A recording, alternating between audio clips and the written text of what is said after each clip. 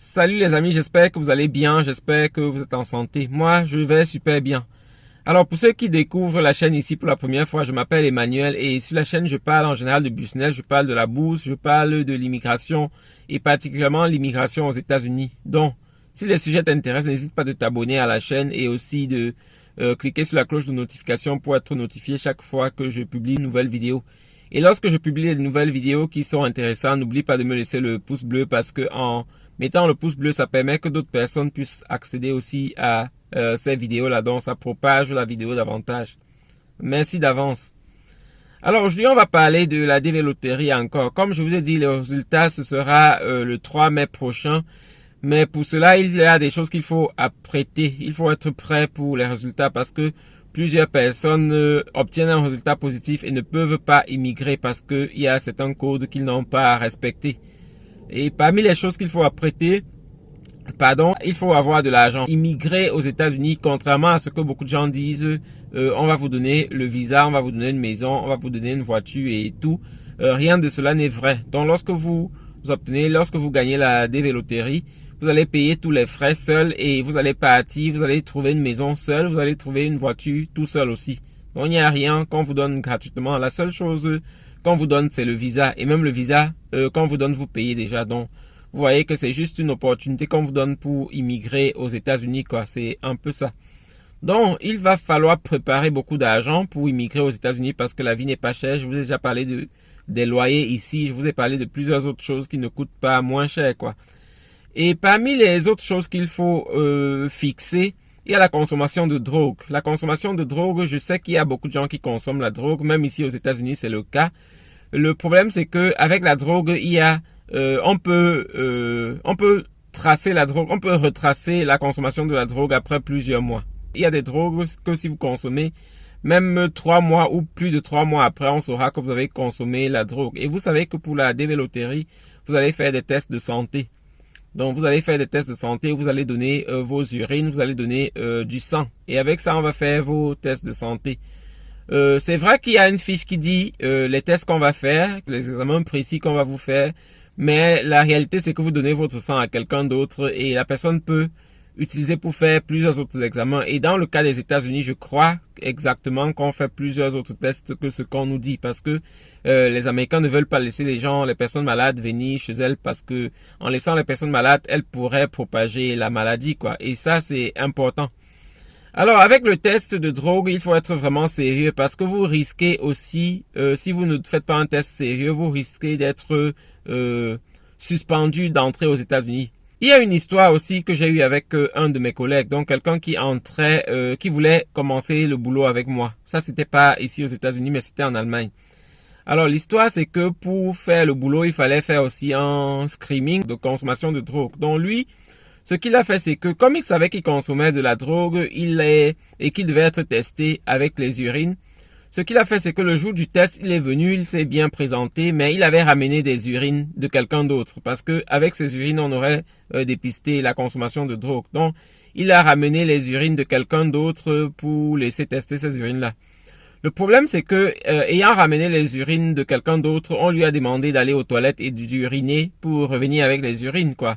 Il est allé aux toilettes, il n'a peut-être pas uriné, mais il est revenu avec les urines et c'était les urines de quelqu'un d'autre. Le problème, c'est que les urines, lorsque vous urinez, les urines sont, du moins c'est chaud, quoi. Donc après, lorsque vous avez uriné, ça reste chaud pendant un certain temps. Donc ça ne se refroidit pas rapidement comme si vous avez uriné il y a longtemps, quoi. Donc, ce qui se passe, c'est que lorsqu'on a fait le test, on a d'abord pris les urines, on a fait tester la température et ça ne marchait pas parce que il venait à peine d'uriner et la température des urines était vraiment basse. Donc on a su que ce n'était pas ces urines. Et là, lorsqu'on a su, on l'a renvoyé à nouveau uriner. Et ce qu'il a dit, c'est qu'il ne pouvait pas uriner à nouveau. On lui a donné quelque chose à boire et on l'a laissé quelque temps là-bas. On l'a fait uriner à nouveau parce qu'on lui a déjà dit que c'était pas ses urines, donc il savait qu'il devait uriner lui-même. Ce qu'il a fait, il est revenu avec le test des urines. C'était positif à la drogue et ça lui a coûté le travail. Et c'est le cas pour l'immigration aux États-Unis. On va vous faire le test des urines et le test de sang. Ce qu'il faut savoir, c'est que les médecins qui le font, qui travaillent avec l'ambassade des États-Unis dans votre pays, c'est un gros business, c'est un business qui rapporte beaucoup d'argent. C'est un risque pour eux de truquer. Si vous avez fait un si vous avez consommé la drogue et qu'ils vous laissent passer. Parce que même aux États-Unis, on peut vous faire un test aussi. Et là, si on attrape que vous avez fait un test, si on attrape que vous avez fait un test de drogue qui était faux dans votre pays, ces médecins-là ne pourraient plus travailler avec les ambassades des États-Unis. Pourtant, c'est un gros business. Donc, aucun médecin qui travaille avec les États-Unis ne va risquer de vous faire un faux test ou bien de vous attester ne pas avoir consommé de la drogue, quoi. Donc, c'est un peu ça. C'est important maintenant, lorsque vous vous préparez pour l'immigration aux États-Unis, d'arrêter toute consommation de drogue parce que beaucoup de drogues, on peut les prouver plusieurs mois après. Donc, ça, c'est très important. Et le médecin doit aussi reporter ça à l'ambassade. Donc, toute manipulation que vous essayez de faire, le médecin a l'obligation de reporter à l'ambassade et ça vous entraînera un refus de visa et même une suspension définitive d'entrée aux États-Unis, ce qui sera dommage pour vous qui certainement aimez les États-Unis et aimez la vie aux États-Unis. Donc, c'est très important de bien se préparer. Une autre chose que vous pouvez faire pendant que vous attendez votre résultat, je l'ai toujours dit, c'est l'apprentissage de la langue. J'étais à l'hôpital l'autre jour et j'ai vu quelqu'un qui ne pouvait pas parler anglais. On a pris un traducteur et lorsqu'on prend un traducteur comme ça pour lui, ça va coûter dans sa facture. Et vous savez combien la santé coûte cher ici aux États-Unis. Donc, si vous arrivez ici aux États-Unis et que vous ne parlez pas anglais, si vous avez un problème de santé, ça va vous coûter vraiment cher. Parce que non seulement la santé coûte cher, mais si on vous prend un traducteur, en général, ce sont des appareils où on appelle quelqu'un, vous allez parler avec lui et il va traduire au médecin. Bon, si on vous prend un appareil comme ça va vous coûter encore davantage cher, quoi. Donc, c'est important lorsque vous vous préparez pour l'immigration aux États-Unis d'apprendre l'anglais, d'apprendre au moins ce niveau basique, quoi, qui vous permettra de communiquer et qui vous permettra de communiquer même avec un médecin. Ça, c'est très important. Donc, ce sont un peu les choses que vous allez faire lorsque vous voulez immigrer aux États-Unis, lorsque vous vous préparez à l'immigration aux États-Unis. C'est très important de faire cela. Et le permis de conduire aussi, je le rappelle toujours, c'est très important parce que ici aux États-Unis, sans la voiture, vous n'êtes vraiment rien, quoi. Dans beaucoup de villes, si vous n'avez pas de voiture, vous êtes perdu parce que le transport en commun, contrairement à l'Europe, du moins, par rapport à l'Europe, il est presque inexistant. Donc, c'est un peu ça. C'est pour ça que vous voyez, tout le monde a sa voiture. Déjà, l'essence coûte vraiment moins cher ici aux États-Unis. Donc, chacun a sa voiture et c'est important. Lorsque vous venez d'avoir déjà quelques notions de conduite, c'est vrai qu'ici, vous allez devoir apprendre encore un peu.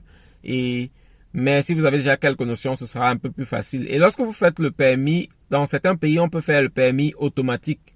Aux États-Unis, presque 100% de voitures sont automatiques. Donc, ne perdez pas beaucoup de temps si vous venez aux États-Unis à faire un permis manuel parce que vous n'en aurez vraiment pas besoin. Si vous pouvez faire un permis automatique un peu plus rapidement, faites-le et immigrez avec cela parce que ici aux États-Unis, toutes les voitures sont automatiques. C'est vrai qu'il peut y avoir quelques-unes, mais en général, presque à 100% les voitures sont automatiques. Donc, c'est un peu ça, c'est un peu ce que je voulais partager avec vous ce matin pour vous permettre davantage de bien vous préparer pour votre immigration aux États-Unis. Passez une bonne journée et on se revoit dans une nouvelle vidéo. Bye.